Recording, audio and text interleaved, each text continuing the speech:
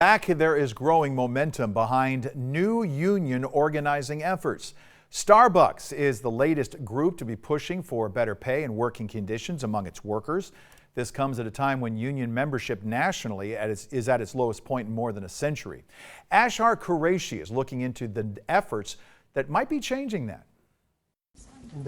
These days, Maria Fantozzi and Fernando Vargas Soto have traded in steaming lattes for Zoom meetings with Starbucks lawyers. I remember 3 months into working with Starbucks, I was talking to coworkers like, we should unionize, we should form a union.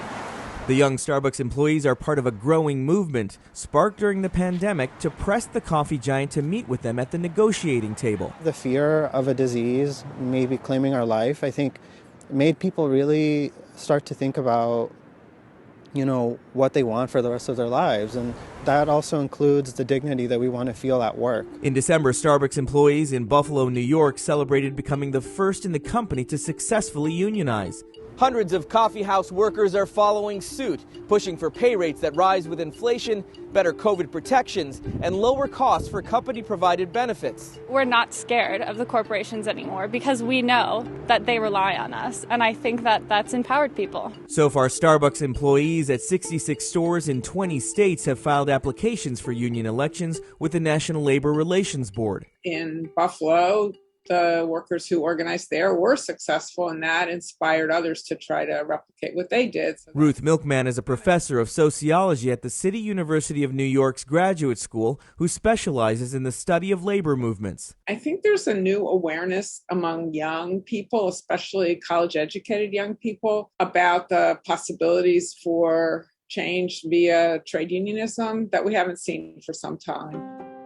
According to Gallup's most recent survey from September, approval of labor unions reached its highest point since 1965, with young adults ages 18 to 34 approving of unions at a rate of 77%. Many of the organizers at Starbucks Workers United and pro-union employees like Maria and Fernando are in their 20s. Dubbed Generation U. Most of them young, most of them people of color, most of them queer. This is a movement at this point that's being led by people not just young, but also incredibly diverse. Currently, union membership nationally remains at its lowest point in more than a century.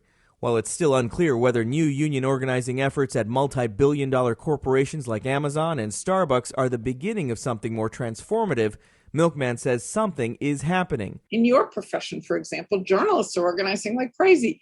In my profession, college teachers, especially adjuncts and graduate students, are also unionizing. For young organizers like Maria and Fernando, whatever is driving union efforts across the country, they say they want to be part of it. I know for a fact that a lot are considering it, and so I think, the movement is just going to grow bigger and bigger.